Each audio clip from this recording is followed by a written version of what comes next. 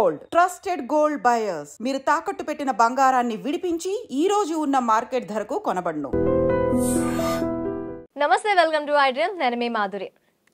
Leadership qualities. ప్రతి మనిషి కూడా తనలో ఒక నాయకుడిని చూసుకోవాలి అనుకుంటారు.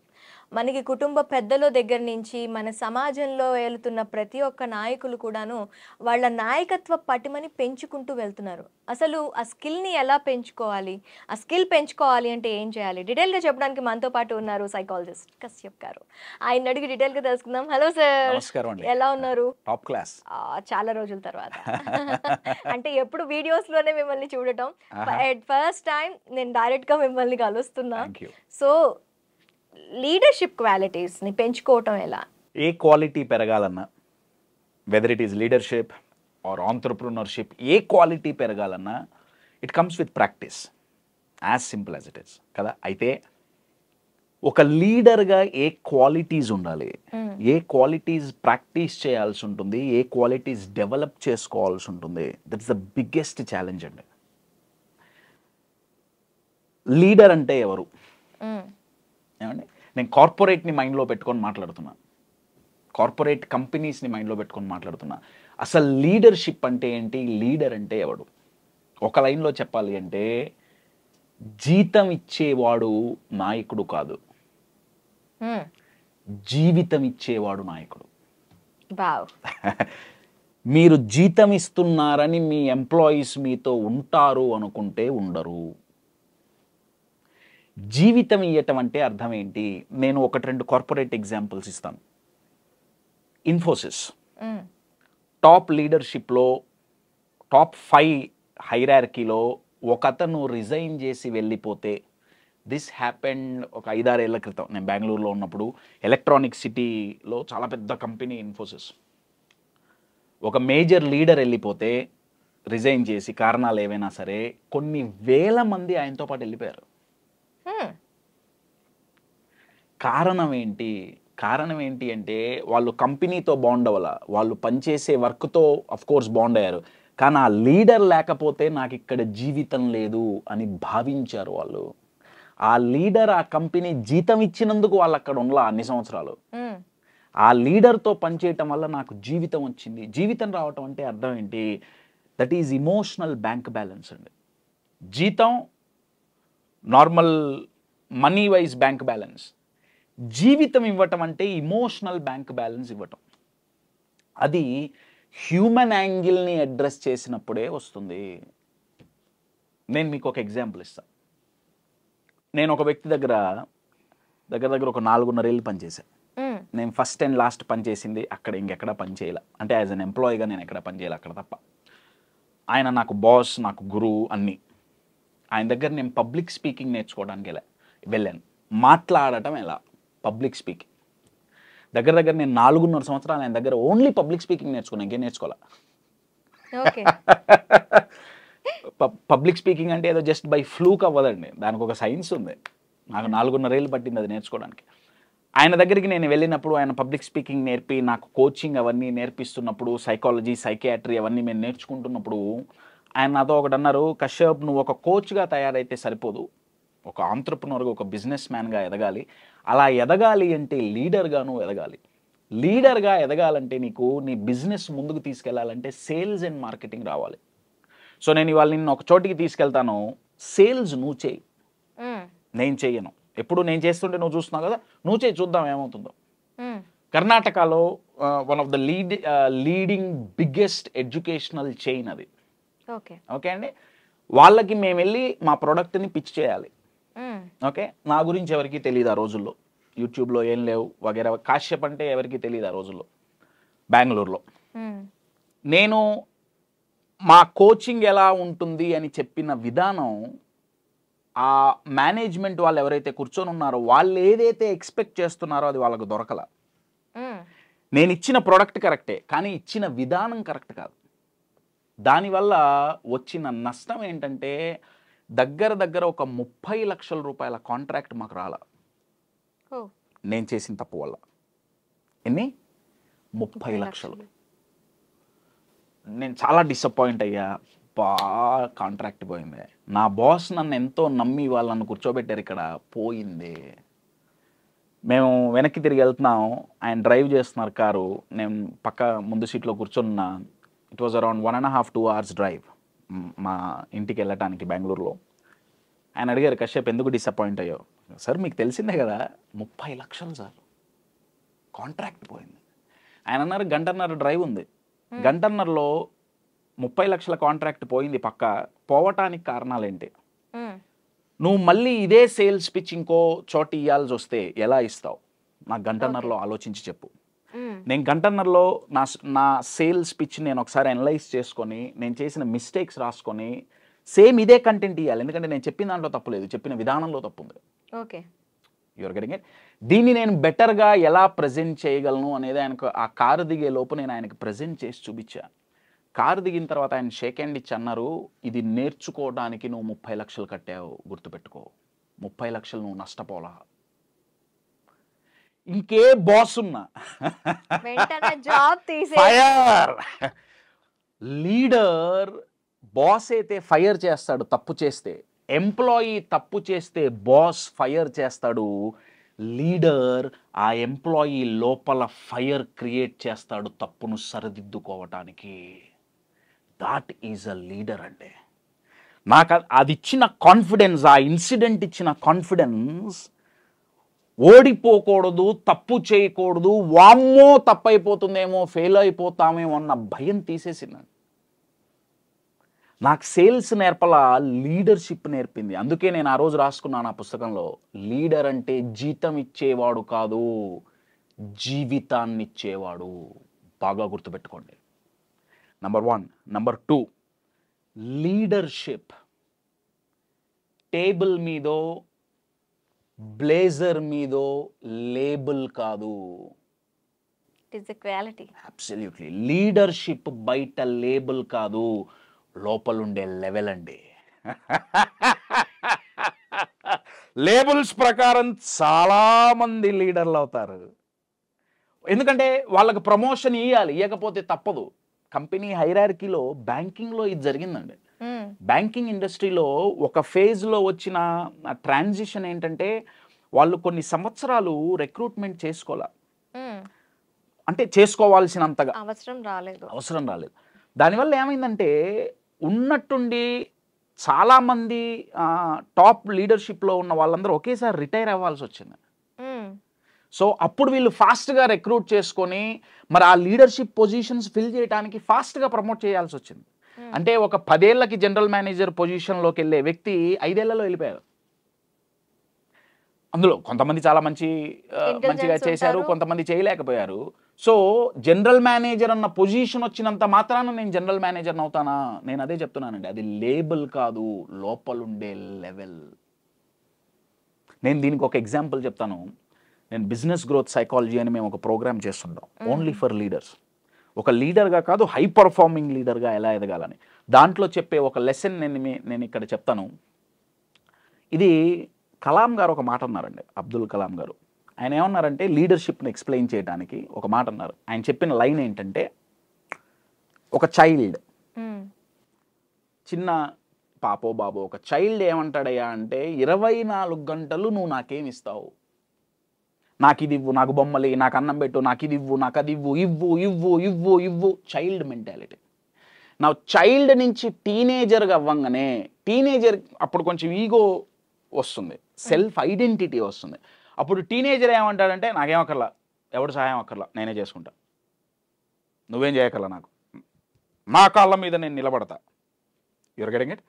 చైల్డ్ ఏమంటున్నాడు? ఇవ్వు ఇవ్వు ఇవ్వు ఇవ్వు ఇవ్వు. నా టీనేజర్కి పోయేటప్పటికి ఏమంటున్నాడంటే, నాకేం ఇయ్యకర్లా, నేనే చేసుకుంటా. నా అడల్ట్హుడ్లోకి పోయేటప్పుడు ఏమంటారంటే, వాళ్ళకి రియాలిటీ తెలుస్తుంది, నా కాళ్ళ మీద నేను నిలబడలేను.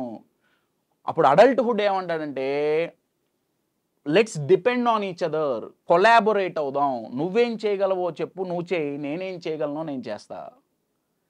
చైల్డ్ ఏమంటున్నాడు? ఓన్లీ గివింగ్, ఆస్కింగ్, ఇవ్వు ఇవ్వు అని అంటున్నాడు. టీనేజర్ ఏమంటున్నాడు? నా కాళ్ళ మీద నాకెవరు సహాయం అక్కర్లా. అడల్ట్హుడ్లోకి వచ్చేటప్పటికి నువ్వేమి ఇస్తావు, నువ్వేం చేయగలవు, నేనేం చేయగలవు. లీడర్ ఫస్ట్ అడిగే క్వశ్చన్ ఏంటంటే, what can I give you? నేను నీకేమి ఇవ్వగలుగుతా. మీరు ట్రాన్సిషన్ చూస్తే చైల్డ్ ఏమన్నాడంటే నాకి, కానీ లీడర్ ఏమంటున్నాడు, నేనిస్తా, ఏం కావాలో చెప్పు. ఇచ్చేవాడు నాయకుడు అండి, బాగా గుర్తుపెట్టుకోండి. ఆ ఇవ్వటం కొన్నిసార్లు టాంజిబుల్ గెయిన్స్ కావచ్చు, కానీ 80% ఆఫ్ ద టైం ఇవ్వటం ఏంటయా అంటే సైకలాజికల్ బ్యాంక్ బ్యాలెన్స్. వాళ్ళతో పనిచేసే వ్యక్తుల్ని వీడితో పనిచేయాలరా. హిందీలో ఒక పాట ఉందండి, నేను పాడను, కంగారు పడకండి. చాలా మంచి సాంగ్. దాంట్లో లైన్ ఏంటంటే, సూరజ్కి పెహలి కిరణ్ సే ఆశా కా సవేరా జాగే. కిషోర్ కుమార్ గారు పాడిన పాట. అర్థం ఏంటంటే, సూర్యుడు ఉదయించంగానే ఆశ అనే ఒక కిరణం వస్తుంది. అవి సూర్యకిరణాలు కాదు, that is the ray of hope అని ఆ పాట అర్థం.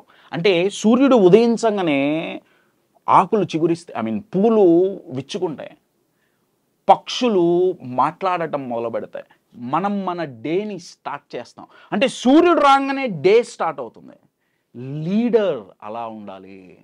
మీరు మీ ఆఫీసులోకి రాగానే మీ పీపుల్ మిమ్మల్ని చూసి, వీడు వచ్చాడు రా, ప్రాబ్లం లేదు, వీడు మనకున్నాడు రా. క్రికెట్ టీమ్స్లో ఏదో ఒక వ్యక్తి మీద హోప్ క్రియేట్ అవుతుంది. ఒకప్పుడు టెండూల్కర్ మీద ఉండేది. మ్యాచ్ ఎట్లున్నా సరే టెండూల్కర్ ఉన్నాడా, గెలుస్తామన్న హోప్ ఉంది. తర్వాత అది ధోని మీదకి వెళ్ళింది, విరాట్ కోహ్లీ మీదకి వెళ్ళింది, రోహిత్ శర్మ మీదకి వెళ్ళింది. నేనేమన్నా అంటే, మీ టీంలో, మీ కంపెనీలో మీ మీద మీరు ఆ హోప్ క్రియేట్ చేసుకోగలిగితే మీరు లీడర్ అండి. కానీ మీ పొజిషన్ని చూసి మీకు గౌరవం ఇవ్వాల్సిన రోజు వస్తే యు ఆర్ జీరో. నాకు బాగా గుర్తండి, పేర్లు చెప్పకూడదు కాబట్టి చెప్పట్లేదు, మంచి పద్ధతి కాదు. ఒక నేషనలైజ్డ్ బ్యాంకులో జనరల్ మేనేజర్. ఆయన జనరల్ మేనేజర్గా ఉన్నప్పుడు, కర్ణాటకలో జరిగిన ఇన్సిడెంట్ ఇది. జనరల్ మేనేజర్గా ఉన్నప్పుడు ఆయన ఛాంబర్లోకి పోవాలంటే గజగజ వణికేవాళ్ళు. ఆయనకి చచ్చేంత గౌరవం ఇచ్చారు. ఆయన ఏదంటే అది వాళ్ళ టీం విన్నారు. ఆయన దగ్గరికి పోయి ఒక ప్రపోజల్ చూపించాలంటే చాలా చేతులు కట్టుకొని అలా చూపించారు. రైట్, ఆయన మాటే అంతా నడిచింది.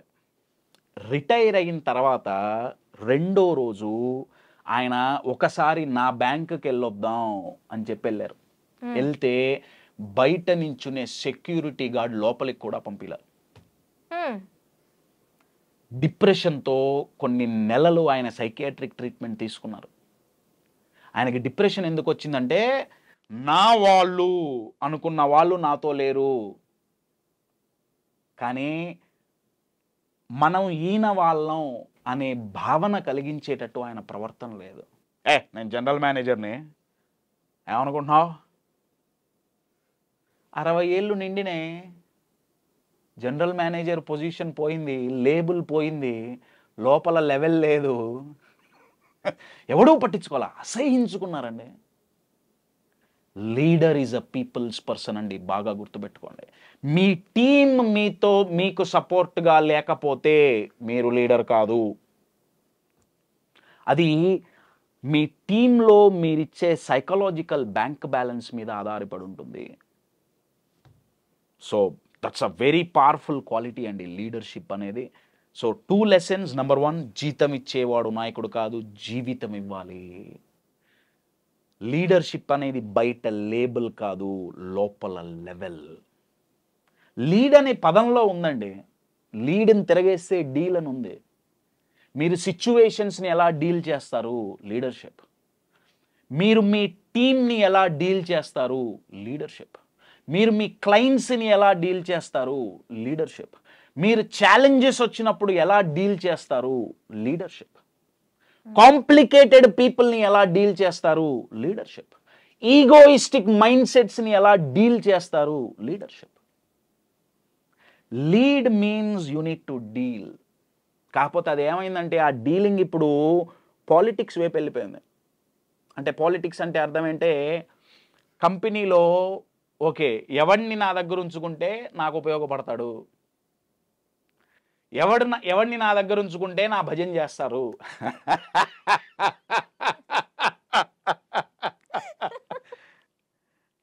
వాళ్ళకే ప్రమోషన్లు, వాళ్ళకే అది లీడర్షిప్ కాదండి, అది ఓన్లీ లేబుల్ అండి. అది లేబుల్ ఓరియంటెడ్ లీడర్షిప్. కానీ లెవెల్ ఓరియంటెడ్ లీడర్షిప్ మీ మీద ఆ హోప్ ఉంటుంది, ఇతనున్నాడు అన్న ఒక్క నమ్మకం ఉంటుంది. మీరు ఏ ఇండస్ట్రీ అయినా తీసుకోండి, కార్పొరేట్లో ఏ ఇండస్ట్రీ అయినా తీసుకోండి, స్పోర్ట్స్ తీసుకోండి, మీరు ఏ ఇండస్ట్రీ తీసుకున్నా ఒక్కొక్క ఇండస్ట్రీలో ఒక్కొక్కళ్ళు ఉంటారండి. వాళ్ళు ఉన్నారులే అన్న ధైర్యం మనకి ఇంట్లో కూడా ఉంటారు. నేను ఒక్క ఎగ్జాంపుల్ చెప్పి నేను క్లోజ్ చేశాను. చాలా పెద్ద టాపిక్ అండి మీరు అడిగింది. స్టార్టింగే సముద్రంలో పడేశారు నన్ను. I saw the quality of speech అండి. At present generation కి వాళ్ళలో ఒక ఫైర్ ఉంటుంది, కాకపోతే ఆ ఫైర్ ని బయటకు తీసుకొని రాలేకపోతున్నారు. చాలా మంచి మాట మాట్లాడారండి. వాళ్ళలో ఒక ఫైర్ ఉంటుంది. ఒకప్పుడు స్వామి వివేకానంద, ఆయన గారి తర్వాత కలాం గారు, ఇటువంటి గ్రేట్ విజనరీ లీడర్స్ ఎప్పుడూ చెప్పిన మాట ఏంటయ్యా అంటే 2020 వచ్చేటప్పటికి, ఇయర్ 2020 వచ్చేటప్పటికి ఇండియా అత్యద్భుతమైన అతి పవర్ఫుల్ అయిన దేశంగా ఎదగటానికి అడుగులు మొదలవుతాయి. 2020 నుంచి మొదలయ్యింది ఆఫ్ కోర్స్. ఎందుకు వాళ్ళు చెప్పిన రీజన్ ఏంటంటే the population of teens and youth, age 13 నుంచి 30 వరకు ఉన్న వాళ్ళ పర్సెంటేజ్ ఇండియాలో చాలా ఎక్కువ. ఈ ఏజ్ గ్రూప్ గొప్పతనం ఏంటి, వాళ్ళు ఏదనుకుంటే అది చేస్తారు. కరెక్టా తప్ప అక్కడ ఆలోచించాలి, నేను కాదన్నా, కానీ వాళ్ళు అనుకున్నారా చేసేస్తారు. ఛాలెంజ్ ఏంటంటే డైరెక్షన్ ఈజ్ ఎ ఛాలెంజ్ అండి. వాళ్ళు మన దేశ యువత, మన దేశంలోనే కాదు ఎక్కడైనా యువత హ్యూమన్ మైండ్ ఎట్లాంటిదంటే దీపావళి పండగలో పేల్చే రాకెట్ల లాంటిది. దమ్ముంది లోపల, శక్తి ఉంది, టాలెంట్ ఉంది, ఎబిలిటీస్ ఉన్నాయి, పొటెన్షియల్స్ ఉన్నాయి, అన్నీ ఉన్నాయి. కొంచెం మీరు అన్నారే ఫైర్, నేనేమంటా అంటే ఫైర్ కూడా ఉంది, కానీ ఆ రాకెట్ డైరెక్షన్ మిస్డైరెక్ట్ అయ్యిందా, రాకెట్ ఆకాశంలోకి పోదు. That's why I chose what is leadership qualities. ఆ రాకెట్ అప్పుడు పైకి వెళ్ళదండి, పక్కింటి లుంగిలో దూరుతుంది. అప్పుడు కంట్రీ డెవలప్మెంట్ కాదు, లుంగి డాన్స్ అవుతుంది. లీడర్ ఎవరు, ఆలోచన విధానాన్ని డైరెక్ట్ చెయ్యగలవాడు లీడర్ అండి. Leader is a great director అండి. డైరెక్టర్స్, ఫిల్మ్ డైరెక్టర్స్ చూసుకుంటే వాళ్ళు ఎవరు చూడని ఒక కాన్సెప్ట్ సినిమా వాళ్ళు చూస్తారు. చూసి వాళ్ళ టీం ద్వారా, యాక్టర్స్ ద్వారా, నటీనటుల ద్వారా అది నలుగురికి చూపిస్తారు. Your getting it? లీడర్ చేయాల్సిన పనదండి. వాళ్ళు చూసే గ్రోత్ అనే సినిమాని వాళ్ళ ఎంప్లాయీస్కి కళ్ళకు కట్టినట్టు చూపించి అది రియాలిటీలోకి తీసుకురావాలి. చాలామంది లీడర్స్ ఫెయిల్ అయ్యేది ఏంటంటే వాళ్ళ దగ్గర మంచి ఐడియాస్ ఉంటాయి, మంచి ప్లాన్స్ ఉంటాయి, కానీ వాళ్ళ టీంని ఇన్స్పైర్ చేసి మోటివేట్ చేసి ఆ గోల్ కోసం పనిచేసేటట్టు చేయలేరు. ఇది నేను పూర్తిగా ఒక వీడియోలో చేయలేను, కానీ ఒక పదం చెప్పి ఆగుతాను. లీడర్గా ఎదగాలి అంటే ఉండాల్సిన క్వాలిటీస్లో ఫస్ట్ క్వాలిటీ ఇన్ఫ్లుయెన్సింగ్. ఇన్ఫ్లుయెన్స్ చేయాలి అంటారు. నేను మిమ్మల్ని అడుగుతున్నాను, ఆడియన్స్ని, మీరైనా సమాధానం చెప్పొచ్చు. మీ దృష్టిలో మీరు చూసిన వాళ్ళల్లో ఒక పవర్ఫుల్ ఇన్ఫ్లుయెన్సర్ పేరు మీరు కామెంట్ బాక్స్లో కామెంట్ చేయండి. పవర్ఫుల్ ఇన్ఫ్లుయెన్సర్ ఏదో ఒక పదం, ఒక వ్యక్తి పేరు మీరు చూసిన. నేనైతే అబ్దుల్ కలాం గారు. కలాం గారు, ఎస్. నేను యూజువల్గా ఈ క్వశ్చన్ అడిగినప్పుడు నాకు వచ్చిన answer Abdul Kalam garu, Vivekananda garu, or political leaders or sports leaders. కొంతమంది వాళ్ళ అమ్మ, వాళ్ళ నాన్నగారి పేర్లు చెప్పారు. నేను అడిగిన క్వశ్చన్ పవర్ఫుల్ ఇన్ఫ్లుయెన్సర్ అండి. నా దృష్టిలో ఎవరో తెలుసా? ఒసామా బిన్ లాడెన్ అండి. కొడతారేమో, ఎందుకు ఒకసారి గమనించండి అండి. I love psychology. మీరు సైకాలజీ పరంగా ఆలోచించండి.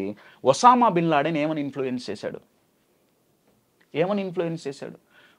చంపు, అవసరమైతే చచ్చిపో. అవసరమైతే కాదు, నువ్వు చస్తూ చంపే. అదేగా టెర్రరిజం. అంటే ఇప్పుడు టిపికల్గా ఆలోచిస్తే 1 గంటన్నర ఒసామా బిన్ లాడెన్ వచ్చి స్పీచ్ ఇస్తే అక్కడ ఉన్న ఆడియన్స్ పరిస్థితి ఏంటంటే నేను ఫస్ట్ చచ్చిపోతా అంతేగా. అవును. ఒక వ్యక్తి తనను తాను చంపుకునేటట్టు ఆయన వాడు ఇన్ఫ్లుయెన్స్ చేయగలిగితే ఒక లీడర్గా పనిచేయమని మనం ఇన్ఫ్లుయెన్స్ చేయలేమండి. నాకు తెలియక అడుగుతా, చేయలేమా? ఒక సేల్స్ పర్సన్గా మన ప్రొడక్ట్ కొనమని మన క్లయింట్ని మనం ఇన్ఫ్లుయెన్స్ చేయలేమా? వాడు చచ్చిపోమని ఇన్ఫ్లుయెన్స్ చేస్తే వాళ్ళు ఇన్ఫ్లుయెన్స్ మేము చచ్చిపోతాం అన్నారు. బిగ్గెస్ట్ ఫియర్ ఈజ్ డెత్ అండి. దాన్ని వాడు తీసేశాడు. కానీ ఈరోజు కార్పొరేట్ కంపెనీలలో లీడర్ చెప్పేది ఏంటంటే మా టీం నేను చెప్పినట్టు వినట్లా, నేను చెప్పినట్టు పని చేయట్లా. ఎందుకంటే ఇన్ఫ్లుయెన్స్ చేయలేకపోతున్నాం. ఇన్ఫ్లుయెన్స్ ఈజ్ వెరీ పవర్ఫుల్ అండి. దాన్ని చాలా మంది నెగిటివ్ అనుకుంటారు. ఇన్ఫ్లుయెన్స్ చేస్తున్నారు అన్నారు. ఇన్ఫ్లుయెన్స్ వాళ్ళు చేయడం కాదు, నువ్వు అవ్వటం నీ వివేకం. డెఫినెట్లీ దేనికి ఇన్ఫ్లుయెన్స్ అవ్వాలి, దేనికి ఇన్ఫ్లుయెన్స్ అవ్వద్దు అనేది మన వివేకం, నేను కాదనట్లేదు, నో డౌట్ అబౌట్ ఇట్. కానీ లీడర్ జాబ్ ఏంటి? ఇన్ఫ్లుయెన్స్ ఫస్ట్ క్వాలిటీ అండి. అది మీరు పాజిటివ్గా చేస్తారా నెగిటివ్గా చేస్తారా అది మీ ఇష్టం. మీరు అన్నారే అది మీ వివేకం. అది Osama bin Laden negative example అయినా నేను ఇవ్వటానికి కారణం ఏంటంటే వాడు అంత ఎక్స్ట్రీమ్కి వెళ్ళి ఇన్ఫ్లుయెన్స్ చేయగలిగినప్పుడు మనం పాజిటివ్గా ఎందుకు చేయలేకపోతున్నామండి? పేరెంట్స్ ఇంట్లో లీడర్స్ అండి, వాళ్ళు పిల్లల్ని ప్రాపర్ వాల్యూస్ ఇచ్చేందుకు ఇన్ఫ్లుయెన్స్ చేయలేకపోతున్నారు. మా పిల్లలు మా మాటినట్లా, కంపెనీలో పోతే లీడర్స్ మా ఎంప్లాయీస్ మా మాటినట్లా. ఎందుకు వినట్లా? వినేటట్లు మనం చెప్పలేకపోతున్నాం. కన్విన్సింగ్ కాదు, ఇన్ఫ్లుయెన్సింగ్. దీంట్లో 3 లెవెల్స్ ఉంటాయండి. ఒకటి కమ్యూనికేటింగ్. సార్, ఇన్ఫ్లుయెన్స్ చేయని వాళ్ళు కన్విన్స్ చేయగలరు అంటారా? Convince is a lower level అండి. కన్విన్సింగ్ ఈజ్ వేస్ట్ నా దృష్టిలో. అందుకే చెప్తున్నా, ఫస్ట్ లెవెల్ ఈజ్ కమ్యూనికేటింగ్, చెప్పటం. ఏమండి? Second level convincing. ఇక్కడ కమ్యూనికేటింగ్లో మనం చెప్తున్నాం, కన్విన్సింగ్లో వాళ్ళని ఫోర్స్ చేస్తున్నాం. ఏమండి? ఇప్పుడు ఫర్ అన్ ఎగ్జాంపుల్ నేను ఒక ప్రోడక్ట్ అమ్మాలనుకుంటున్నా, ఈ గడియారం నేను అమ్మాలనుకుంటున్నాను. ఏమండి? గడియారం అమ్మాలనుకుంటుంటే కమ్యూనికేటింగ్ అంటే ఏంటయ్యా అంటే దీని గురించి చెప్పడం, ఈ గడియారం ఇట్లాంటిది ఇది పెట్టుకుంటే లాభం నష్టం వగేరా వగేరా వగేరా. కన్విన్సింగ్ ఏంటంటే నువ్వు కొను అన్న ప్లీజ్ కొను, రోజుకు 10 సార్లు ఫాలో అప్ కాల్స్, కొను గడియారం అడుక్కోవటం. ఇన్ఫ్లుయెన్సింగ్ ఏంటంటే మిమ్మల్ని నా వైపు లాక్కోవటం, ఈ గడియారం కొనేటట్టు చెయ్యటం, కొనమని చెప్పకుండా. కన్విన్సింగ్ ఈజ్ పుల్లింగ్ అండి. Influencing is pushing. చాలా తేడా ఉంది. పుల్లింగ్ అంటే లాక్కోవటం, నా మాటిను నాకు గౌరవం ఇవ్వు, నేను చెప్పింది చేయి. కన్విన్సింగ్. ఇన్ఫ్లుయెన్స్ అంటే మీరు మ్యాగ్నెట్ లాగా అవ్వటం, వాళ్ళు వస్తారు, అట్రాక్ట్ అవుతారు. అది మీరు పాజిటివ్గా చేస్తారా నెగిటివ్గా చేస్తారా, దట్స్ అప్ టు యూ. కానీ influencing is a great ability. ఒక లీడర్కి, ఒక సేల్స్ పర్సన్కి నా దృష్టిలో ప్రతి హ్యూమన్ బీయింగ్ నేర్చుకోవాల్సిన స్కిల్స్లో ఇన్ఫ్లుయెన్సింగ్. మన దగ్గర ఉన్న మంచిని మనం చెప్పలేకపోతున్నాం. ఎందుకు? ఇన్ఫ్లుయెన్స్ చేయలేకపోతున్నాం. అదొక స్కిల్ అండి. దాంట్లో చాలా పెద్ద సైకాలజీ ఉంది. ఏం చేస్తే అవతల వ్యక్తి ఇన్ఫ్లుయెన్స్ అవుతారు, అది చాలా పెద్ద సైకాలజీ అండి. అన్ఫార్చునేట్లీ ఇండియాలో సైన్స్ ఎవరికి తెలియదు. నేను లీడర్షిప్ నేర్పించేటప్పుడు ఇవన్నీ నేను నేర్పించేది ఏంటయ్యా అంటే ఇవే, సైకాలజీ ఆఫ్ అ లీడర్. మనుషుల మైండ్ని ఇన్ఫ్లుయెన్స్ చెయ్యగల ఒక మెజిషియన్ లీడర్. అలా చేసిన వాడే లీడర్, చెయ్యని వాడు కాదు. Thank you sir. Thank you so much.